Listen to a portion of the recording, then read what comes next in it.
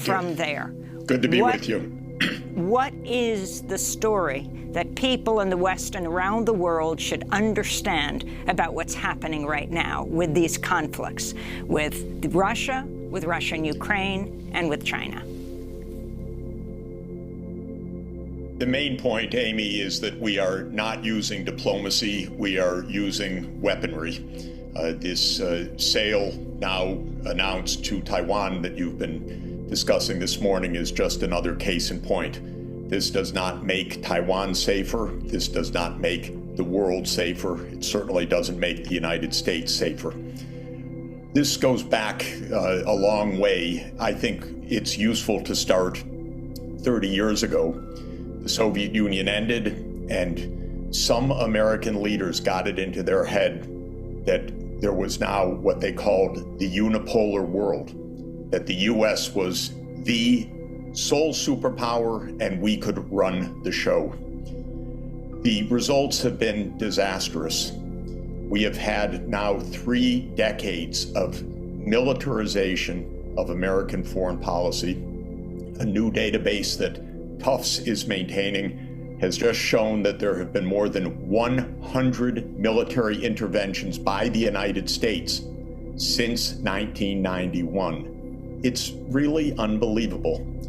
And I have seen in my own experience over the last 30 years, working extensively in Russia, in Central Europe, in China, and in other parts of the world, how the U.S. approach is a military first and often a military only approach. We arm who we want.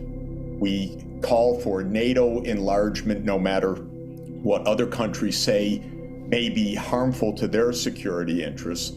We brush aside anyone else's security interests, and when they complain, we ship more armaments to our allies in that region. We go to war when we want, where we want, whether it was Afghanistan or Iraq or the covert war against Assad in Syria, which is even today not properly understood by the American people, or the war in Libya, and we say we're peace-loving. What's wrong with Russia and China? They are so warlike. They're out to undermine the world. And we end up in terrible confrontations. The war in Ukraine, just to finish the introductory view, could have been avoided and should have been avoided through diplomacy. What President Putin of Russia was saying for years was, do not expand NATO into the Black Sea, not to Ukraine, much less to Georgia, which if people look on the map, straight across to the eastern edge of the Black Sea. Russia said, this will surround us, this will jeopardize our security, let us have diplomacy. The United States rejected all diplomacy.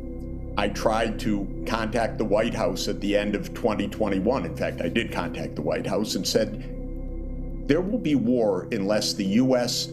enters diplomatic talks with President Putin over this question of NATO enlargement.